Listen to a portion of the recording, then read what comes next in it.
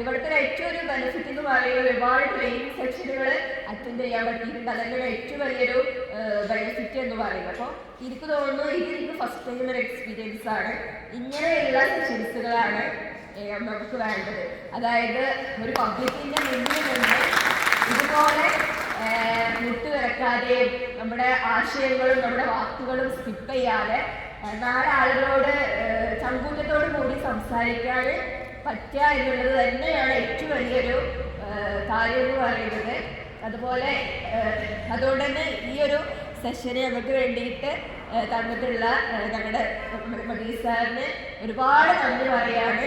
ഒരുപാട് നല്ലൊരു സെഷൻ, അതായത് ഒരു പബ്ലിക് സ്പീക്കിംഗ് ആണെങ്കിൽ പോലും ഇത് വ്യത്യസ്ത രീതിയിൽ വേണമെങ്കിൽ സാറിന് ഇത് ചെയ്യായിരുന്നു. എങ്ങനെയാണെന്ന് വെച്ചിട്ടുണ്ടെങ്കിൽ സ്പീച്ച് ചെയ്യുമ്പോൾ ഈ കാര്യങ്ങളൊക്കെ ശ്രദ്ധിക്കേണ്ടത്, അതായത് ഒരു തിയറി ബേസ്ഡ് ആയിട്ടും സാറിന് വേണമെങ്കിൽ ഇത് പറഞ്ഞു പോകാമായിരുന്നു. പക്ഷെ എങ്കിൽ പോലും സാറിൻ്റെ സ്പീച്ചിൽ അവിടെ സ്റ്റോപ്പ് കൊടുത്തിട്ട് നമുക്ക് ഒരുപാട് അവസരങ്ങൾ തന്നു.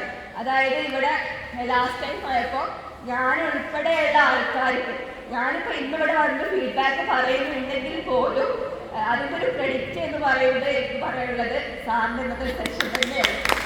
അപ്പോൾ കൂടുതൽ അവസരങ്ങൾ ടീച്ചേഴ്സിന് കൊടുത്ത് അവർക്ക് പറയാനുള്ളതും ഏതൊക്കെ രീതിയിൽ അവർക്ക് അവരുടെ വാക്കുകൾ അവതരിപ്പിക്കാം എന്നുള്ളൊരു അവസരം കണ്ടതിന് ഒരുപാട് നന്ദി പറയാണ്.